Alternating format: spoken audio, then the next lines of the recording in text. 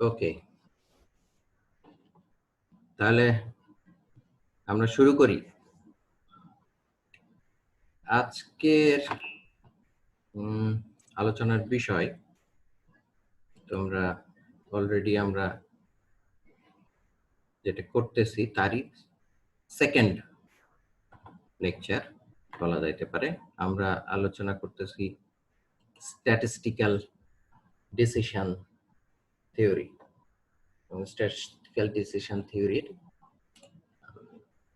Part 2 বলা যায়। প্রথম ভাগ আমরা করেছি। প্রথম অংশে আমাদের কি কি ছিল? প্রথম অংশে আমরা দেখলাম যে স্ট্যাটিস্টিক্যাল ডিসিশনটা কি। স্ট্যাটিস্টিক্যাল ডিসিশনটাকে আমরা বললাম যে হাইপোথিসিস টেস্টিং এর মাধ্যমে আমরা স্ট্যাটিস্টিক্যাল ডিসিশনটা নিই এবং সেই হাইপোথিসিস টেস্টিং এর স্টেপ গুলা কি ছিল।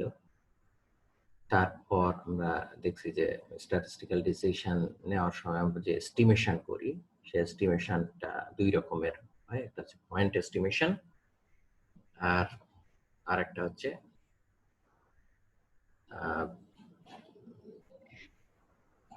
Interval estimation. তো কিছুটা হলো ইন্টারভাল এস্টিমেশন এর অংশ দিয়ে শুরু করবো আমরা।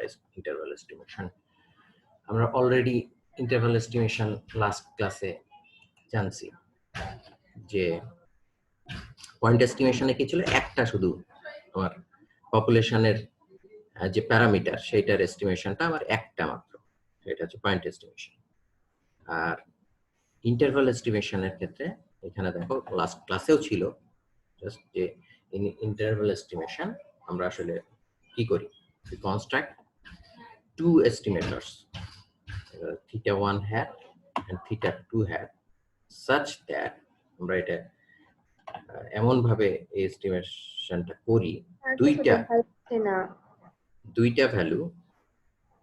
কারো একটা স্পিকার অন আছে, স্পিকারটা বন্ধ করো। স্যার স্ক্রিনে দেখতে পাচ্ছেন এই যে স্যার, আমি কালারিং একটা পেজ দেখতে পাচ্ছি। হ্যাঁ স্যার এবার ঠিক আছে। আচ্ছা, তো লাস্ট ক্লাসে যেটা আমরা করছিলাম ইন্টারভাল এস্টিমেশন, তো ইন্টারভাল এস্টিমেশনে যেটা ছিল যে আমরা এখানে দুইটা এস্টিমেটর কনস্ট্রাক্ট করি। দেখো 3 নম্বর লাইনে যে we construct in interval estimation to estimator theta 1 hat এবং থিটা 2 hat such that যে এই ইন্টারভালটাই আগের লাইনটাতে যেটা বলছে যে with some, so that we can say that with some confidence, that is the probability that the interval between these two, theta 1 and theta 2, includes the true theta. এবং যেটাকে আমরা লিখছিলাম এই যে probability সেন্সেস, কারণ কনফিডেন্স তাই আমার probability of theta 1 hat যেটা এবং আরেকটা theta 2 hat, এই দুইটার ইনক্লুড করবে আমার আসল থিটাকে, ট্রু থিটাকে, এবং আমার probability 1 minus alpha. 1 minus alpha, আলফাটা কি ছিল? আলফাটা ছিল আমার এরর। কাজে এররটা বাদ দিলে যেটা সেটাই আমার হচ্ছে বাকি কনফিডেন্স, যেটা আমার ট্রু থিটাকে ইনক্লুড করবে। ঠিক আছে, এটা ছিল আমার লাস্ট ক্লাসের। তো সেইখান থেকে আমরা আজকের আমাদের যে অংশটা আমরা ওইটাকেই বলি, এবং ওখানেও বলা আছে যে এই যে দুইটা ইন্টারভ্যালে আমার এস্টিমেশনটা, সেই এস্টিমেশনটাকে আমরা বলছি কনফিডেন্স ইন্টারভ্যাল। কারণ এটা কি একটা কনফিডেন্স বলছি আমরা যে এত পার্সেন্ট আমি কনফিডেন্ট যে আমার ট্রু থিটাটা এই দুইটা ইন্টারভ্যালের মধ্যেই অবস্থান করবে। ঠিক আছে, বোঝা গেছে কথা?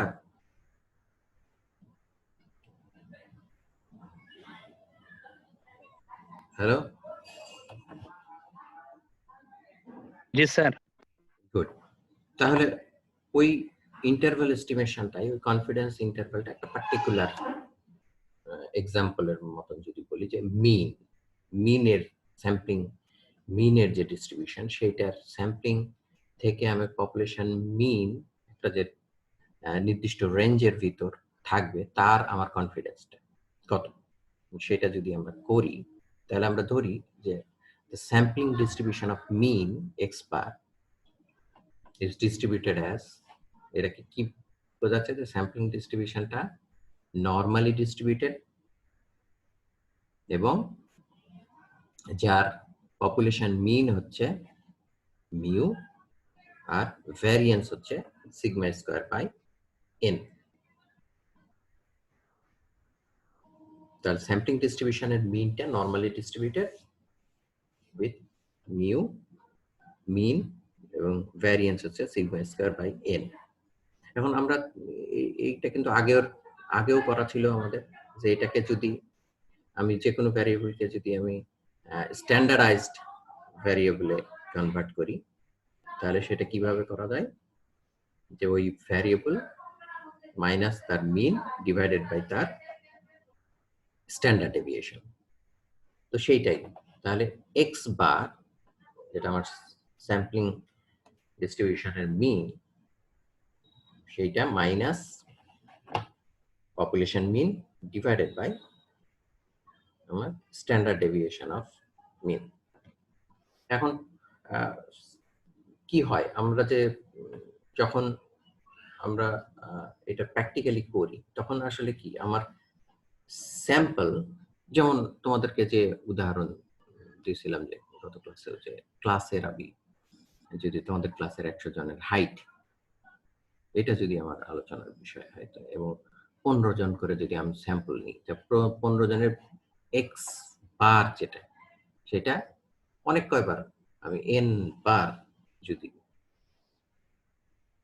তাহলে যতবার আমি করব এই যে ডিস্ট্রিবিউশনটা, এইটার মিনটা কি হবে, এটার মিন হচ্ছে মিউ, যেটা অরিজিনাল মিন, এবং মিউটা তো আমার জানা নাই। এটাকে সাধারণত আমরা কি ওই যে হাইপোথিসিস ধরি, যে ওইটাকেই তো টেস্ট করি।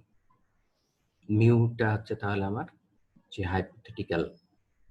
হাইপোথিসিস বা হাইপোথেটিক্যাল ভ্যালু, সে মিন, পপুলেশনের মিন, আর সিগমা যদিও পপুলেশনের ভ্যারিয়েন্স, কিন্তু আমার তো পপুলেশনের ভ্যারিয়েন্স জানা নাও থাকতে পারে, এবং সেই ক্ষেত্রে তাহলে আমরা যে স্যাম্পল নিচ্ছি সেইটার যে স্ট্যান্ডার্ড ডেভিয়েশন সেইটাই ইউজ করি।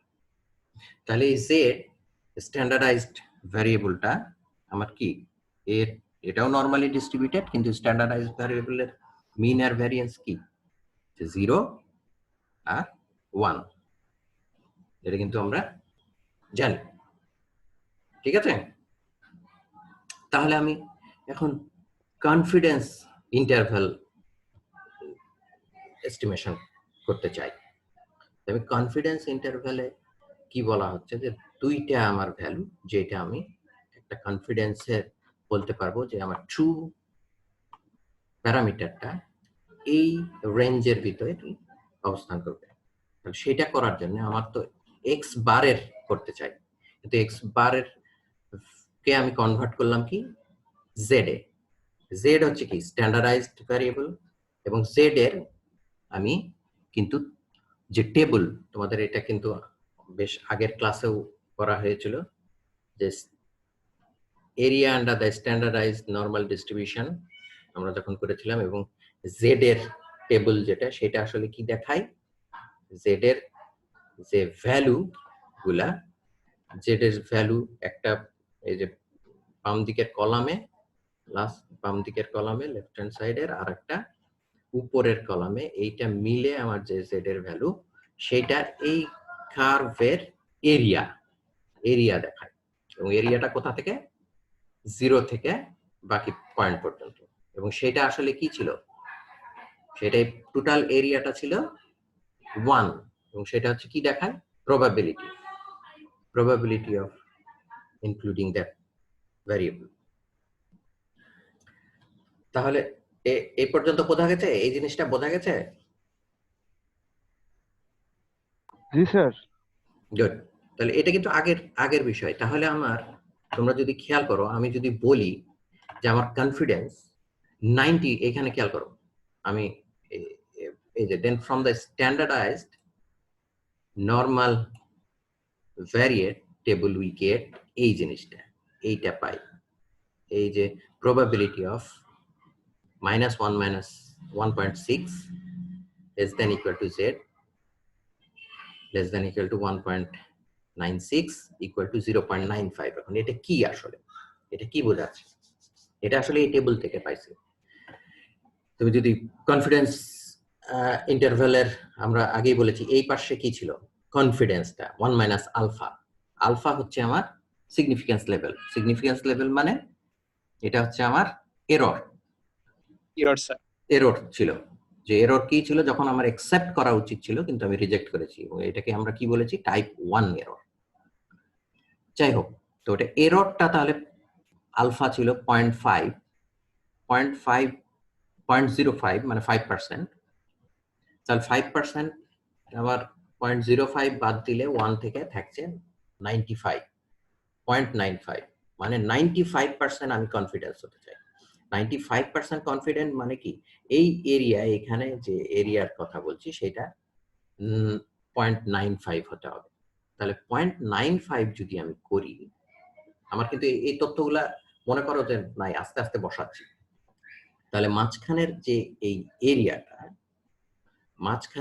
এরিয়াটা, এই এরিয়াটা আমার হতে হবে 0.95। টোটাল তো আমার 1, এটা 0-র এই দিক থেকে 0.5 আর 0-র লেফটে 0.5, তাই না? 0.5 করে, এগুলো কিন্তু আগে করা যে প্রবাবিলিটি, এটা টোটাল দেখায় 1। ঠিক আছে?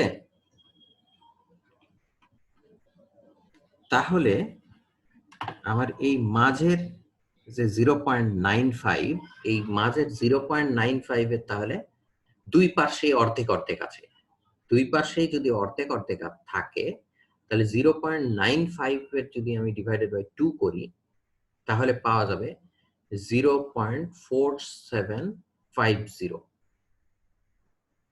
ঠিক আছে? এক পাশে তাহলে 0.4750 হবে, আর এক পাশে 0.4750 হবে। এই দুটা যোগ করলে হবে এই যে উপরের 0.95। ঠিক আছে? বোঝা গেছে? জি স্যার। এই জি যে স্যার। এই 0.95 এইটার অর্ধেক, এটা তো পুরা এরিয়াটা। তাহলে পুরা এরিয়া যদি হয়, তাহলে এটা তো দুইটা অংশ, দুই পার্টেই সমান সমান যায়, আমরা যখন করেছিলাম ক্যালকুলেশন, মনে আছে? তাহলে দুই পাশে আমার, তাহলে 2 দিয়ে ভাগ দিলে এটা পাওয়া যাবে, একটা পাওয়া যাবে 0.475 আর একটা 0.475। তাহলে এই এরিয়াটাই হচ্ছে আমার টোটাল 0.95। এখন তাহলে আমার দরকার যে এই জায়গাটার ভ্যালু কত আর এই জায়গাটার ভ্যালু কত। তো সেটা যদি দেখতে যাই, তাহলে আমার সেই স্ট্যান্ডার্ডাইজড টেবিল, যেটাই বলা হচ্ছে যে স্ট্যান্ডার্ডাইজড টেবিলে, তাহলে আমরা যদি দেখি এই যে এই ভ্যালুগুলো কি প্রবাবিলিটি, আর এটা হচ্ছে জেড এর ভ্যালু, তাই না? তাহলে প্রবাবিলিটি 0.4750। দেখো এখানে কি হলো 0, এই যে 0.750, এইটা হচ্ছে আমার ভ্যালুটা। এবং এইটা তাহলে জেড এর ভ্যালুর কার রেসপেক্টে 0.4750, দেখি 1.9 এইদিকে, এইখানে হচ্ছে 1.9, আর এইদিকে আমি উপরে উঠে দেখি 0.06। তাহলে টোটাল হলো কি আমার 1.96। তাহলে এই মাইনাসের দিকে 1.96 আর প্লাসের দিকে, এদিকে মাইনাসের দিকে -1.96 আর প্লাসের দিকে 1.96। তাহলে এই জেড এর ভ্যালু এইটাই পাওয়া গেল, যে জেড এর ভ্যালু আমার তাহলে 90.95 প্রবাবিলিটি। তাহলে জেড এর ভ্যালু হচ্ছে -1.96 থেকে +1.96। তাহলে জেড যখন স্ট্যান্ডার্ডাইজড ভ্যারিয়েবল, তখন তার প্রবাবিলিটিটা -1.96 থেকে +1.96 পর্যন্ত হচ্ছে তার probability, including that value is 0.95। ঠিক আছে? বোঝা গেছে কথা? এই যে বিষয়টা, এইটাই হচ্ছে তাহলে আমার এটা যদি বোঝা যায় তাহলেই আমরা বাকি জিনিসগুলো বুঝতে পারবো। এখন আমরা জেড এর ভ্যালু কি আছে, জেড এর ভ্যালু আমার আগের উম,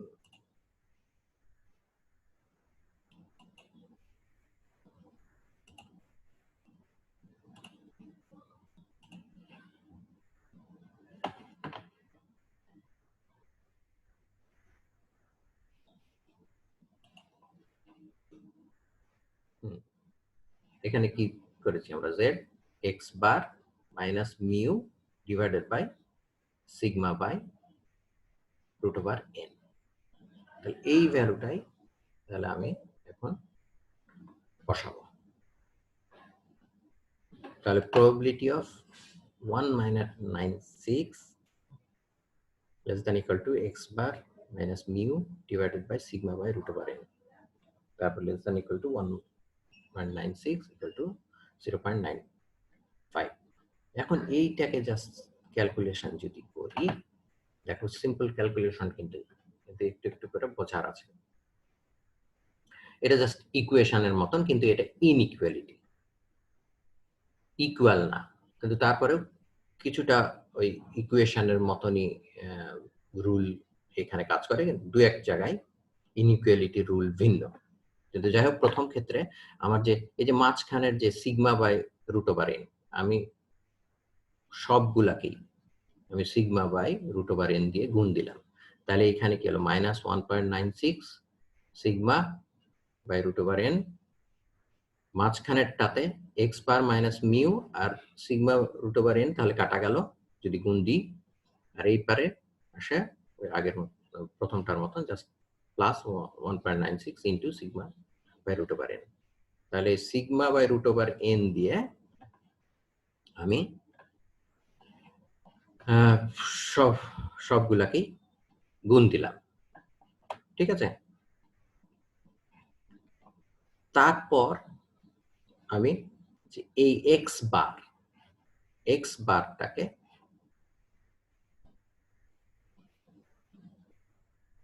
প্রতিটার ক্ষেত্রে মাইনাস করব, জাস্ট এইগুলোকে উঠায় দেবো। আমার মূল উদ্দেশ্য সব শেষে মিউ রাখা, এটা হচ্ছে বিষয়। মিউ হচ্ছে কি আমার পপুলেশন প্যারামিটার, পপুলেশনের মিন। আমি জানতে চাচ্ছি যে পপুলেশনের মিনটার কনফিডেন্স ইন্টারভাল, দুইটা এস্টিমেশন কার ভিতরে থাকবে, কোন দুইটার ভিতরে, এবং সেটা 95% কনফিডেন্স। তাহলে এক্স বার যদি সবগুলা থেকে মাইনাস করি, তাহলে প্রথমটার ক্ষেত্রে মাইনাস এক্স বার আসলো, দ্বিতীয়টার মাঝখানে মাইনাস মাইনাস মাইনাস আর প্লাস হওয়ার জন্য এক্স বার কাটা গেল, আর তৃতীয়টাই মাইনাস এক্স বার থাকলো,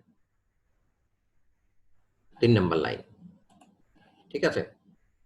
তারপর 4 নম্বর লাইনে কি করছি, জাস্ট মাইনাস কে কমন নিয়ে নিলাম, এখানে মাইনাস কমন নিলাম, এখানে তো মাইনাস আছেই, এখানে মাইনাস কমন নেওয়ার জন্য এক্স বার মাইনাস, এখানে মাইনাস কমন নেওয়ার জন্য ভিতরের প্লাসটা মাইনাস হয়ে গেল, তাহলে X bar minus 1.96 sigma by root over N.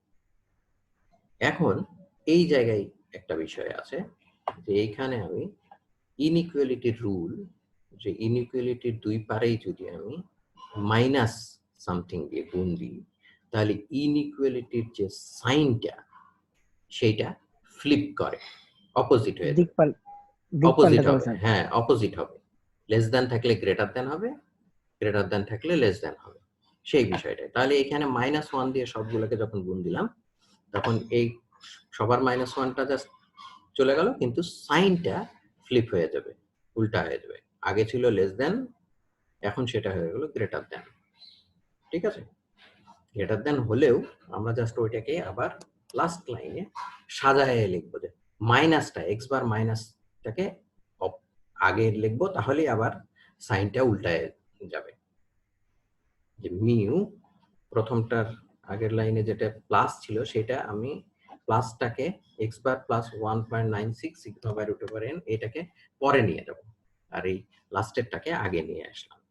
তার ফলে সাইন কিন্তু উল্টে গেল, আগে যেটা গ্রেটার দ্যান ছিল সেটা লেস দ্যান করে লিখতে পারছি। তাহলে X bar minus 1.96 sigma by root over n less than equal to mu less than equal to x bar plus 1.96 sigma by root over n আর ডান পারে তো 0.95 আছে।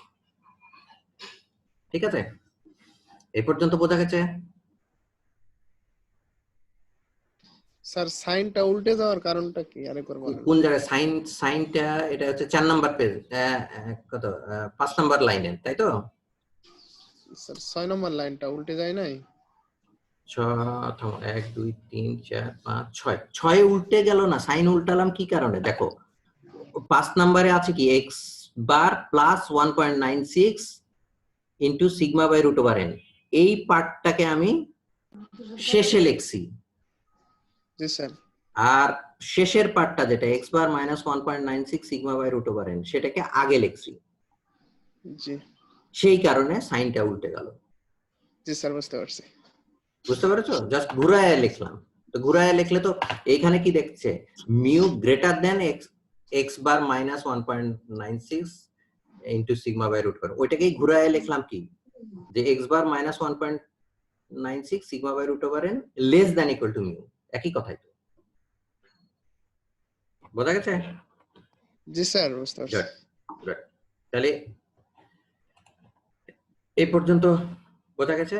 তাহলে লাস্ট আমার যে বিষয়টা পাইলাম যে probability of x bar minus 1.96 sigma by root over n less than equal to mu x bar plus 1.96 sigma by root over n equal to 0.95 এবং এইটাকেই বলা হয়ে থাকে। তাহলে দুইটা ভ্যালু আমার আসলে, এইটা একটা value x bar minus 1.96 sigma by root over n আর আরেকটা হচ্ছে x bar plus 1.96 sigma by root over n। একটা প্লাস একটা মাইনাস। x bar থেকে আসলে আছে কি খেয়াল করো, এখানে আছে হচ্ছে স্যাম্পল মিন x বার আর সিগমা, যদিও পপুলেশন স্ট্যান্ডার্ড ডেভিয়েশন, কিন্তু এটা যেহেতু আমার পপুলেশন স্ট্যান্ডার্ড ডেভিয়েশন জানা থাকে না সেজন্য স্যাম্পল স্ট্যান্ডার্ড ডেভিয়েশনই ব্যবহার করি। n হচ্ছে স্যাম্পল সাইজ আর 1.96 টা পেয়েছি আমি কোথা থেকে? এই যে 0.95 হওয়ার জন্য ওই z এর স্ট্যান্ডার্ডাইজ টেবিল থেকে। তাহলে এখানে আসলে কি দেখাচ্ছে যে x bar minus 1.96 sigma by root over n থেকে x bar plus 1.96 sigma by root over n, এই রেঞ্জের ভিতর আমার ট্রু মিউ এর ভ্যালু সব সময় থাকবে এবং এটার কনফিডেন্স হচ্ছে আমার 95%।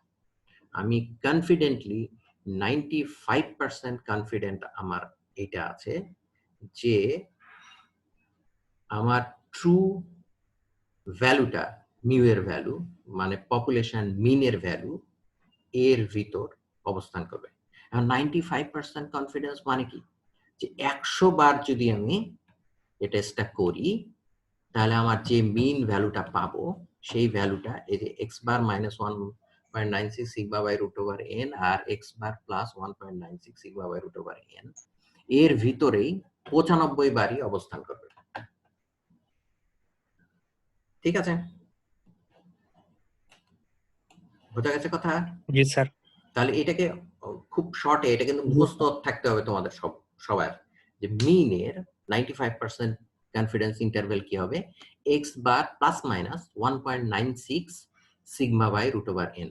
প্লাস মাইনাস মানে একটা প্লাস একটা মাইনাস, দুইটা ভ্যালু মাইনাস থেকে প্লাস পর্যন্ত, এই দুইটা ইন্টারভ্যালের মধ্যেই আমার ট্রু ভ্যালু অবস্থান করবে এবং এটার কনফিডেন্স হচ্ছে আমার 95%। তাহলে 95% কনফিডেন্স ইন্টারভ্যাল ফর মিউ হচ্ছে x bar plus minus 1.96 sigma by root over n। In language hypothesis testing এটা আমরা বলি যে এই কনফিডেন্স ইন্টারভ্যাল শো করছে that we have established is called acceptance region. তুমি যদি ওই চিত্রটা দেখো, যে এটা হচ্ছে এই মাঝের অংশটা হচ্ছে অ্যাকসেপ্টেড রিজন, 95% অ্যাকসেপ্টেড আমার রিজন, আর বাকি ওই যে 5% আউটসাইড অ্যাকসেপ্টেড রিজন সেটা হচ্ছে ক্রিটিক্যাল রিজন বা rejection reason of null hypothesis. এবং if the hypothesized value fall inside the accepted reason we may not reject the null hypothesis, otherwise we may reject it. যাই হোক, এটা আগের কথাই। মূল বিষয়টা হচ্ছে তাহলে 95% কনফিডেন্স ইন্টারভ্যাল আমার মিন এর হচ্ছে এটা x bar minus 1.96 sigma by root over n plus minus এটা কি বোঝা গেছে? তাহলে সেম আদলে আমি যেখানে এখানে 95% কনফিডেন্স ইন্টারভ্যাল বের করলাম, তোমরা কি 1% বের করতে পারবা? 1% কনফিডেন্স, সরি 99% কনফিডেন্স ইন্টারভ্যাল, 1% হচ্ছে আলফা।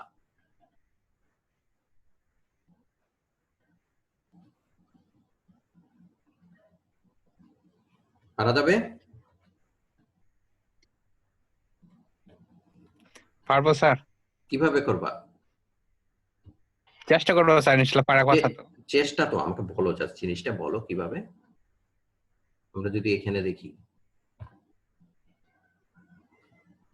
এই জায়গায় মূল বিষয়টা হবে প্রবাবিলিটি আমার এই পাশে, তাহলে কি হবে 1% হলে এখানে কি হবে 1% 0.99 0.99 গুড 0.99 হ্যাঁ 0.99 হলে এই এরিয়াটা আমার 0.99 0.99 যদি হয় তাহলে এর দুইটা ভাগ যদি করি আমার তাহলে 99 এর কত আসে 0.495 আবার 0.495 হ্যাঁ 0.495 তাহলে আমি এই টেবিলে এখন দেখি 0.495 কোথায় আছে 0.495 কি জি স্যার 0.495 আমার এখানে টেবিলে দেখাচ্ছে না, তোমাদের তাহলে এইখানে টেবিলে দেখবা, বোঝা গেছে বামে? জি স্যার 0.495 এর হয়তো এক্স্যাক্টলি নাও পাওয়া যাইতে পারে, হ্যাঁ 0.49 এর এক্স্যাক্ট যদি না পাওয়া যায় কাছের যেটা সেই ভ্যালুটা নিবা এবং সেটা তাহলে এই দিকের এবং এই দিকের রেসপেক্টে যে ভ্যালুটা পাওয়া যাবে সেটা হবে তাহলে এখানে -1.96 আর +1.96 এর মধ্যে কোন একটা, এখানে হয়তো 2 এর ভ্যালু আসতে পারে। আমি দেখি তো এটার 0.295 না 0.295 99 এর ইয়ে কত আসে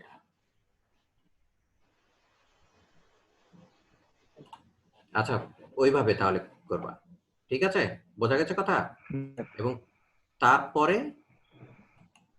জাস্ট আগের মতন এই জায়গায় z এর জায়গায় x bar minus mu divided by sigma by over n আর হ্যাঁ আর বাম সাইড আর ডান সাইডের যে ভ্যালু পাইলা সেইখান থেকে ক্যালকুলেট করে শেষ পর্যন্ত আসে তুমি 99% কনফিডেন্স ইন্টারভ্যাল পাবা, যেটা এইরকমই হবে জাস্ট খালি এই -1.96 এর জায়গায় মাইনাস প্লাসের এই ভ্যালুটার জায়গায় অন্য কোনো ভ্যালু হবে, হয়তো 2 পয়েন্ট সামথিং 2 পয়েন্ট সামথিং, বোঝা গেছে কথা? জি স্যার। এই ঠিক সেম ভাবে 10% ও করা যাইতে পারে। তো সাধারণত আমি আগেই বলেছি যে সবচেয়ে অ্যাকসেপ্টেড কনফিডেন্স ইন্টারভ্যাল বা অ্যাকসেপ্টেড ক্রিটিক্যাল সিগনিফিক্যান্ট লেভেল যেটা সেটা হচ্ছে 1% আর 5% দিয়ে আমরা করি। তো 5%টাই বেশি, সেই জন্য এটা খুবই কমন যে 5% কনফিডেন্স ইন্টারভ্যাল। তোমার যদি মিউ হাইপোথিসিস থাকে বা যেটাই হোক, তোমার স্যাম্পল মিন এবং তার স্যাম্পল স্ট্যান্ডার্ড ডেভিয়েশন বা ভ্যারিয়েন্স জানা থাকে, তাহলে সেইখান থেকে ডিরেক্টলি আমরা খুব ইজিলি জাস্ট এই ফর্মুলা দিয়ে 95% কনফিডেন্স ইন্টারভ্যাল পেয়ে যেতে পারি, যে X bar plus minus 1.96 into sigma by root over N. ঠিক আছে, এটা একদম কিন্তু মুখস্থ, 95% কনফিডেন্স ইন্টারভ্যাল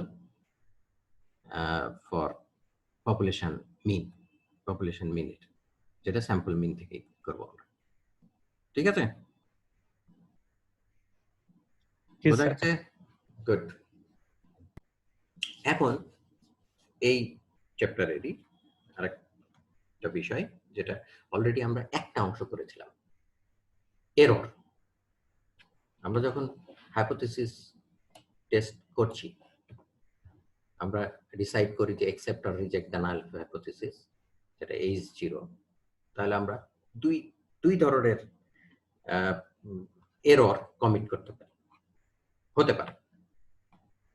এবং তার একটা এরর কিন্তু আমরা দেখেছিলাম, যেটাকে আমরা বলছিলাম টাইপ 1 এরর। টাইপ 1 এররটা কি ছিল? যে আমরা অ্যাকসেপ্ট করা উচিত ছিল, কিন্তু আমরা রিজেক্ট করেছিলাম। সেইটাই তাহলে বলা আছে যে we may reject H0 when it is in fact true। এটা সত্য হওয়া সত্ত্বেও আমরা রিজেক্ট করে যদি করি, তাহলে সেই এররটা হবে টাইপ 1 এরর। আর আরেকটা এরর অপোজিট টাইপের হতে পারে, যেটা যে we may not reject H0 when it is in fact false। আমাদের উচিত ছিল এটাকে রিজেক্ট করা, কিন্তু আমরা রিজেক্ট করি নাই। এটা আসলে ভুল, কিন্তু তারপরে আমি সত্য বলে ধরে নিয়েছি, অ্যাকসেপ্ট করেছি। আগেরটা কি ছিল? আগেরটা অ্যাকসেপ্ট করা উচিত ছিল, কিন্তু আমি রিজেক্ট করেছি। আর এটা রিজেক্ট করা উচিত ছিল, কিন্তু আমি অ্যাকসেপ্ট করেছি। তো সেই এররটা তাহলে টাইপ 2 এরর।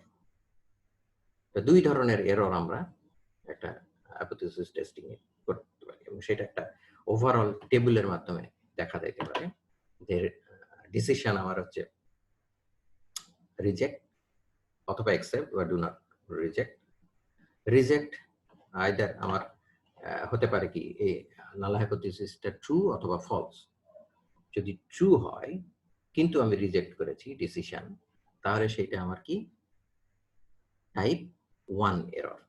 আর যদি আমি রিজেক্ট করে থাকি H0 ফলস, তাহলে তো কোনো এরর নাই, ঠিকই ডিসিশন নিয়েছি। ঠিক সেম ভাবে আমি যদি অ্যাকসেপ্ট করে থাকি বা ডু নট রিজেক্ট, কিন্তু এটা অ্যাকসেপ্ট করেছি কিন্তু ট্রু, তাহলে তো কোনো এরর নাই। কিন্তু যদি ভুল ছিল, ফলস ছিল হাইপোথিসিসটা, কিন্তু তারপরে আমি সেটাকে রিজেক্ট করি নাই বা অ্যাকসেপ্ট করেছি, তাহলে সেটা হচ্ছে আমার টাইপ 2 এরর। ঠিক আছে, বোঝা গেছে কথা এই পর্যন্ত?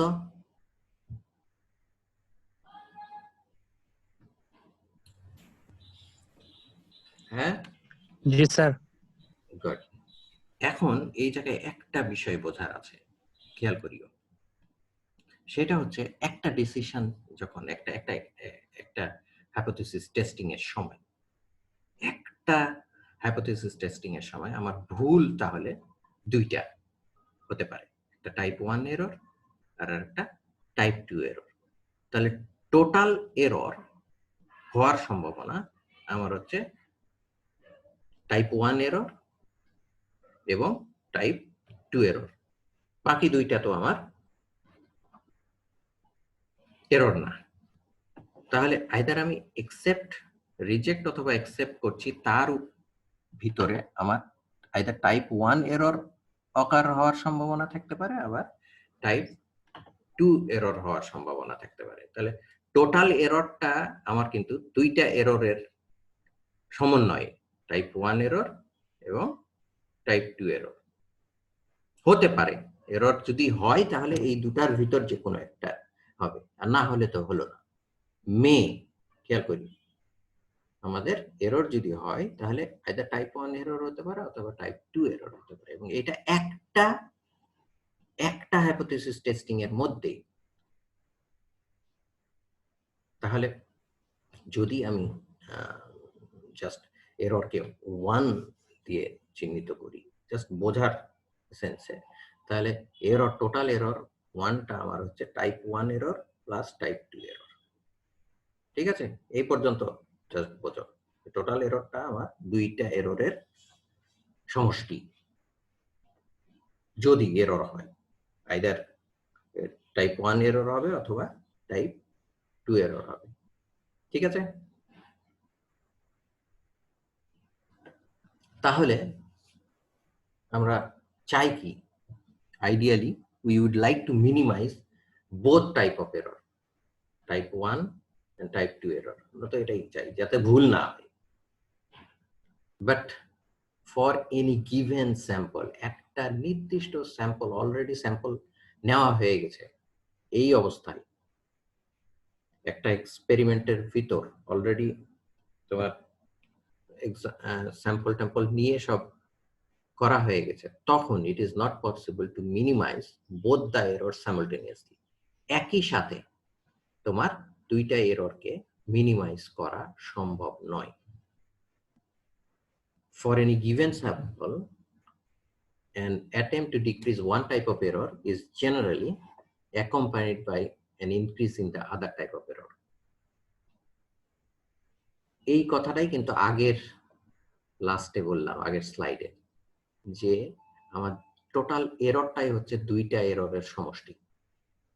যদি একের সেন্সে বলি যে এক হচ্ছে আমার টোটাল এরর, তাহলে type 1 error plus type 2 error equal to 1। তাহলে আমার টাইপ 1 এররকে যদি আমি কমাতে যাই, তাহলে অটোমেটিক্যালি টাইপ 2 এররটা ইনক্রিজ হবে।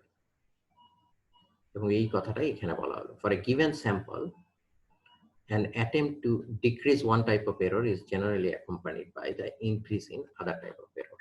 একটা এরর আমি কমাতে গেলে দেখা যাবে আরেকটা এরর হয়তো বেড়ে যেতে পারে যদি আমি কোনোভাবে করি। তো সেই কারণে the only way to reduce the both type of error is to increase the sample size. একমাত্র স্যাম্পল সাইজকে ইনক্রিজ করার মাধ্যমে আমরা এররকে, এই বোথ টাইপ অফ এররকেই কমাতে পারি। তাহলে যত বেশি স্যাম্পল হবে, তোমরা নিজেরাও বুঝতে পারছো, আমরা যখন এক্সাম্পল যে কোনো এই তোমার ক্লাসের কথাই যদি বলি, ক্লাসের যে হাইটের কথা বলছিলাম আমরা, আমার 15 জনের স্যাম্পল নিয়ে যদি আমি যে রেজাল্টটা পাবো সেটা পপুলেশনের কাছাকাছি, পপুলেশন মিনের কাছাকাছি যাওয়ার সম্ভাবনার থেকে আমার যখন স্যাম্পল সাইজ যত বেশি বাড়াবো, 15 থেকে 20, 25, 30, 50, 100, 75 পর্যন্ত যত বেশি স্যাম্পল সাইজ বাড়াবো, আমার কি হবে, তত এর যে এরর হওয়ার সম্ভাবনা সেটা কমবে। পপুলেশন ট্রু প্যারামিটারের কাছাকাছি আমার স্যাম্পলের মিনটা। ঠিক আছে? However, type 1 error is more serious than the type 2 error. Type 1 এররটাকে আমরা বেশি সিরিয়াস হিসেবে ধরি টাইপ 2 এররের ক্ষেত্রে। Therefore, we should keep the probability of committing type 1 error as small as possible. এবং সেটাই হচ্ছে আমার লেভেল অফ সিগনিফিকেন্স। সেটাই তো তখন বলা হচ্ছে যে আমার সিগনিফিকেন্স লেভেল। আমরা যখন হাইপোথিসিস টেস্টিং করি, তাহলে প্রথমেই আমরা সিগনিফিকেন্স লেভেলসটা ডিসাইড করি। এবং সাধারণত আমরা বলছি যে 0.1 বা 0.05, যেটা 5% বা 1% সিগনিফিকেন্স লেভেল। তার মানে এররটা যত কম, 1% অথবা 5%। মানে কি, যে যদি আমি রিপিটেড স্যাম্পলিং এ করি, তাহলে একবার ভুল হওয়ার সম্ভাবনা, অথবা 100-র মধ্যে একবার অথবা 5 বার ভুল হওয়ার সম্ভাবনা। এবং কোন ভুলটা? টাইপ 1 এরর, যেটা আমার অ্যাকসেপ্ট করা উচিত ছিল ট্রু হাইপোথিসিসকে, কিন্তু আমি রিজেক্ট করেছি, সেটাই হচ্ছে টাইপ 1 এরর। এবং এর সাথে সম্পর্কিত একটা, যদিও দেখো, যে probability of not committing a type 2 error, not committing, যদি টাইপ 2 এরর কমিট না করি, তাহলে সেটাকে আবার বলা হয়ে থাকে পাওয়ার of the test. Type 2 error যদি আমি না কমিট করি এবং সেটাকে যদি আমি ক্যালকুলেট করতে পারি, not committing a type 2 error, তাহলে সেটাকে বলা হবে পাওয়ার অফ দ্য টেস্ট। এবং তাহলে পাওয়ার অফ দ্য টেস্ট কি বলছে? It is the ability to reject the false null hypothesis. Ability to reject a false null hypothesis. False null হাইপোথিসিসকে আমি যে রিজেক্ট করব, তার যে অ্যাবিলিটিটা, ফলস হাইপোথিসিসকে অ্যাকসেপ্ট করাটাই হচ্ছে আমার টাইপ 2 এরর। এবং not committing the type 2 error যদি হয়, তাহলে সেটাই হচ্ছে পাওয়ার অফ দ্য টেস্ট, টেস্টের ক্ষমতা। নাম হিসেবে আমরা বলি পাওয়ার অফ দ্য টেস্ট হচ্ছে not committing a type 2 error. ও সেটাকে টেক্সচুয়ালি বলতে পারি, the power of a test is its ability to reject a false null hypothesis. False null হাইপোথিসিসকে রিজেক্ট করার যে অ্যাবিলিটি সেটাই হচ্ছে পাওয়ার অফ দ্য টেস্ট। এখন এ পর্যন্ত বোঝা গেছে। আরেকটা বিষয় আসে টেস্টের সাথে সম্পর্কিত, যেটাকে আমরা দুই বলা যাইতে পারে যে টেস্ট দুই রকমের, একটা ওয়ান টেইল আর একটা two tail test. Two tail test আর একটা ওয়ান টেইল টেস্ট, কিন্তু ওয়ান টেইল টেস্ট আবার দুই রকমের হতে পারে। একটা হচ্ছে রাইট টেইল টেস্ট আর একটা লেফট টেইল টেস্ট। সেই জন্য ওভারঅল আমরা 3 কাইন্ডস অফ টেস্ট বলা যাইতে পারে, যেটা two tail test, right tail test, left tail test. জিনিসটা কি সেটা পরে বুঝছি, ঠিক আছে? তো তিনটা, কিন্তু তার ভিতর জেনারেলি সাধারণত আমরা এই টু টেইল টেস্টটাই বেশিরভাগ ক্ষেত্রে ব্যবহার হয়। এখন বিষয়গুলো কি টু টেইল টেস্ট? আমরা টু টেইল টেস্টে টেস্টটা, the hypothesis in two-tail test, hypothesis is rejected for value falling into either tail of the sampling distribution. So আগেই আমরা দেখেছি এই জিনিসগুলা, যে এর মাঝের অংশটা হচ্ছে আমার accepted reason 1 minus alpha, আর বাকি যে অংশটা সেটা হচ্ছে আমার critical reason বা rejection reason. এখন এই টু টেইল টেস্টে বলা হচ্ছে যে এই রিজেকশন রিজনটা আমার দুই পাশেই আছে। তাহলে আমার যদি আলফা ছিল আমার যদি ক্রিটিক্যাল বা সিগনিফিকেন্স লেভেল হয়, তার মানে আলফা বাই 2 বাম সাইডে আছে, আলফা বাই 2 ডান সাইডে আছে। এবং এইটা সাধারণত ডিপেন্ড করে আরেকটা জায়গায় দেখে বোঝা যাইতে পারে, সেটা হচ্ছে আমার নাল হাইপোথিসিস থেকে। For example, in case of testing about the population mean, the null hypothesis mu equal to 100 এবং alternative hypothesis not equal to 100, alternative hypothesis আমার not equal to 100, তার মানে কি আমার mu 100 এর থেকে ছোটও হতে পারে, বড়ও হতে পারে। তাহলে alternative hypothesis এর এই জায়গায়, then it is the two tail test in the alternative hypothesis mu, যেটা can either side of the 100 এর যে কোনো সাইডেই হতে পারে। এবং সেই কারণে আমার ক্রিটিক্যাল রিজনটা দুই পাশে অবস্থান করে, এবং এইটাই হচ্ছে টু টেইল টেস্ট। ঠিক সেম ভাবে তাহলে ওয়ান টেইল টেস্ট যদি হয়, আইদার যে কোনো এক সাইডে অবস্থান করবে, আইদার লেফটে হলে লেফট টেইল টেস্ট, রাইটে হলে রাইট টেইল টেস্ট। এখন লেফট আর রাইট কি? যখন হাইপোথিসিস রিজেক্ট করা হবে, দুইটা রিজন, অ্যাকসেপ্টেড রিজন আর rejection region. For reject only for the value falling into one of the tail of the sampling distribution, যে কোনো একটা রিজন মানে টেইলে। লেফটে হলে লেফট টেইল, রাইটে হলে রাইট টেইল। এখন লেফটে কখন, এটা তাহলে নির্ভর করছে আমার লেফট আর রাইট আমার অল্টারনেটিভ হাইপোথিসিসের। For example, in case of testing about population mean, যদি আমার মিউ নাল হাইপোথিসিস 100 আর অল্টারনেটিভ হাইপোথিসিস যদি গ্রেটার দেন 100, তাহলে এখানে গ্রেটার দেন অর এটা বোধহয় লেস দেন হওয়া উচিত ছিল। তাহলে এইখানে যদি আমি লেস দেন হয়,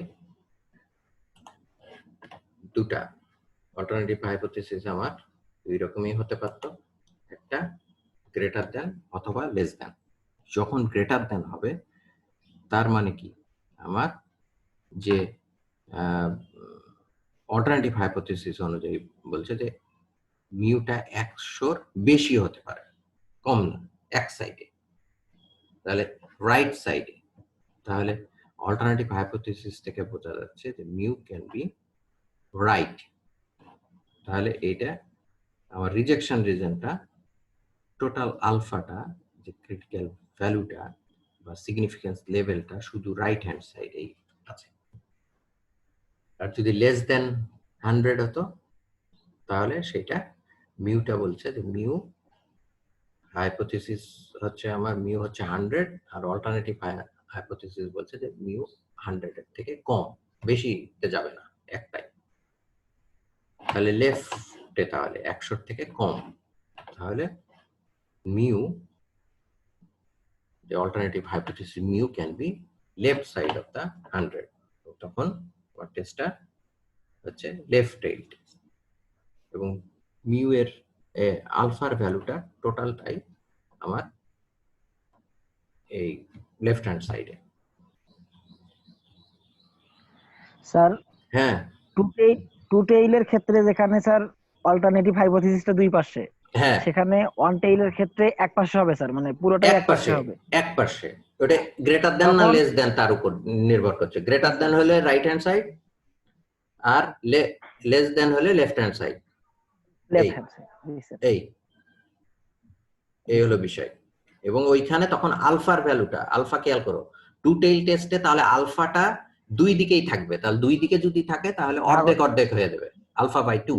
জি স্যার, অর্ধেক করে ভাগ হয়ে যাচ্ছে। অর্ধেক করে ভাগ হয়ে যাচ্ছে, হ্যাঁ। এই জি স্যার। তাহলে ওই বিষয়টাই আবার এখানে দেখানো হয়েছে যে অল্টারনেটিভ হাইপোথিসিস হচ্ছে রাইট হ্যান্ড সাইডে, এটা লেফট হ্যান্ড সাইডে, আর এটা অল্টারনেটিভটা দুই সাইড। এবং অল্টারনেটিভ হাইপোথিসিসটা এরকম, রাইট টেলের ক্ষেত্রে মিউ গ্রেটার দ্যান একটা ভ্যালু থাকবে, যেটা যেটা তোমার হাইপোথিসিস সেইটাই।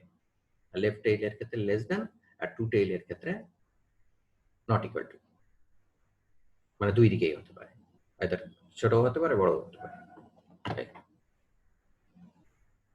ঠিক আছে, বোঝা গেছে এই পর্যন্ত? Good.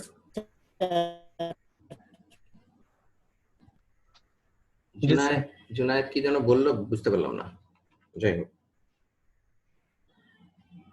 স্যার বলছি বুঝতে পারছি। ওকে, গুড। আচ্ছা, এবার তাহলে একটা জাস্ট লাস্ট একটা এক্সাম্পল করি, যেটা আমরা 95% কনফিউশন ইন্টারভেল করেছি। তো একটা এক্সাম্পল বলছে যে from the past experience, a wire manufacturing company found that the breaking strength of a wire are normally distributed with standard deviation of 200 kg. একটা ওয়্যার ম্যানুফ্যাকচারিং, ওয়্যার মানে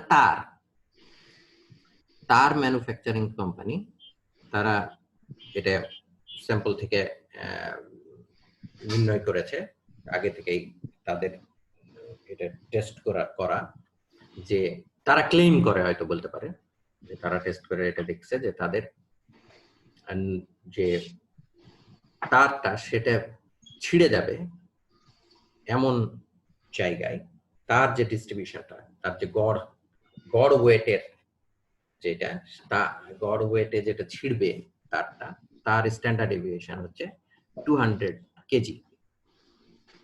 এবং একটা র্যান্ডম স্যাম্পল 64 স্পেসিমেন নেওয়া হলো, এবং 64টা sample নিয়ে তার কত ওয়েটে তারটা ছিঁড়ে যাচ্ছে সেটা যখন ক্যালকুলেট করা হলো, 64টা থেকে মিন গড়ে পাওয়া গেল 6200 কেজি। মানে 64টার মধ্যে কেউ কম করেছে, কেউ বেশি করেছে, এইভাবে করে গড় পাওয়া গেল 6200 কেজি। 6200 কেজি গড়ে এই তারটা ওয়েট নিতে পারে, এবং তার স্ট্যান্ডার্ড ডেভিয়েশন ওদের আছে, ওরা ক্লেম করছে যে 200 কেজির প্লাস মাইনাস হতে পারে। এখন বলছে যে what is the 95% confidence interval for the mean breaking strength of the population. মানে ওই তারের পপুলেশন বলতে তার বোঝাচ্ছে, তারের তাহলে 95% কনফিডেন্স ইন্টারভ্যাল কত হবে মিন ব্রেকিং স্ট্রেংথ। তাহলে এক্স বার আমরা অলরেডি জানি 95% কনফিডেন্স ইন্টারভাল কত, যে probability X bar minus 1.96 into sigma by root over N less than mu less than equal to x bar plus 1.96 sigma by n. এটা simple, আমরা মনে রাখবো কি x bar plus minus 1.96 sigma by root over n, এটাই হচ্ছে just লেখার সময় এইভাবে তখন লিখবো ইকুয়াল টু 0.95, মাইনাসটা আগে লিখবো প্লাসটা পরে লিখবো আর লেস দ্যান ইকুয়াল টু, ঠিক আছে? স্যার হ্যাঁ স্যার 0.99 যখন হবে মানে 99% তখন 1.96 এর জায়গায় এক্স্যাক্টলি আমি কোন ভ্যালুটা দিব? এইটা তো তোমাকে আমি তো সেই জন্যই বললাম তোমাদের বের করো স্যার কত টেবিলে তো স্যার ওটা দেওয়া নাই মনে হয়। টেবিলে কি বললাম আমি, টেবিলে 0.99 এর অর্ধেক করলে কত আসে? 0.495 495 এর কাছাকাছি কোনটা আছে? হয়তো 495 না থাকলেও 496 বা এরকম কিছু থাকতে পারে। ওই ভ্যালুটার অনুযায়ী তাহলে যেটা পাবা সেইটা জেড এর ভ্যালু, একদম কাছের যে ভ্যালুটা সেটা নিবা। কিন্তু এক্সাক্ট ফিগারে হয়তো অন্য টেবিলে ওই 0.495 এর ভ্যালু আছে, ঠিক আছে? কিন্তু তোমাদের ক্ষেত্রে হয়তো যদি টেবিলে তুমি নাও পাও, তাও কাছাকাছি একটা ভ্যালু যেটা পাবা, একদম কাছে, যেটা সবচেয়ে কাছে সেই ভ্যালুটা দেবো। 2 পয়েন্ট সামথিং পাওয়া যাবে আমার যতদূর মনে হয়। তবে সাধারণত আমি যেটা আগেও বলেছি যে আমরা অন্য কনফিডেন্স ইন্টারভ্যাল সাধারণত আমরা খুব বেশি করি না, 95% কনফিডেন্স ইন্টারভ্যালটাই সবসময় আমরা ব্যবহার করি, সেজন্য এটাই মুখস্থ রাখতে হবে, ঠিক আছে? বোঝা গেছে কথা? Yes sir. যারা জিজ্ঞেস করছিল ইয়েস স্যার বোঝা গেছে। গুড। তাহলে জি স্যার। এইটা হচ্ছে আমার এখন ভ্যালুগুলো সব তো দেওয়াই আছে। এক্স বার কত দেওয়া আছে? 6200 কেজি 64 স্পেসিমেন থেকে। সিগমা স্ট্যান্ডার্ড ডেভিয়েশন আছে 200 কেজি আর এন 64। তো সব ভ্যালুগুলো যদি আমি বসাই তাহলে কনফিডেন্স লিমিট আমার x bar plus minus 1.96 sigma by root over n, just ভ্যালুগুলো যদি বসাই 6200 1.96 এদিকে 200 ডিভাইডেড বাই 64, আমি জাস্ট ক্যালকুলেট করেছি, এখানে জাস্ট ভ্যালুটা লিখছি যে একটা প্লাসের জন্য আসবে 6249, মাইনাসের জন্য আসবে 6151। তাহলে এইটাই হচ্ছে 6151 থেকে 6249 কেজি হচ্ছে এই ওয়্যারের 95% confidence interval for breaking strength.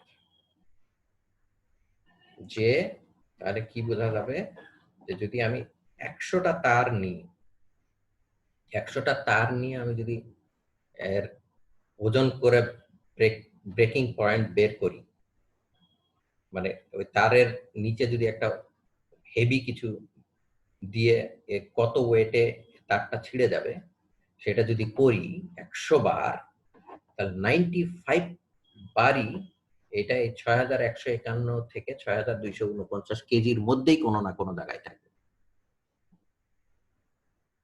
5 বার একমাত্র এই রেঞ্জের বাইরে ব্রেকিং স্ট্রেংথ পাওয়া যাবে, ঠিক আছে?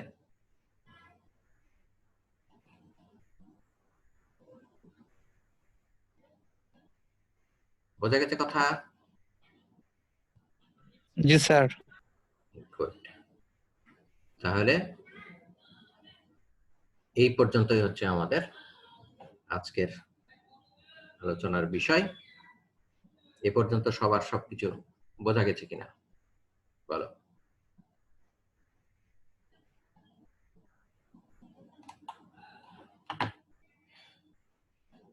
বোঝা গেছে?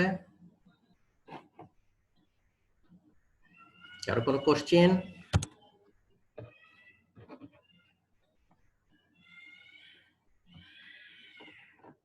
গুড।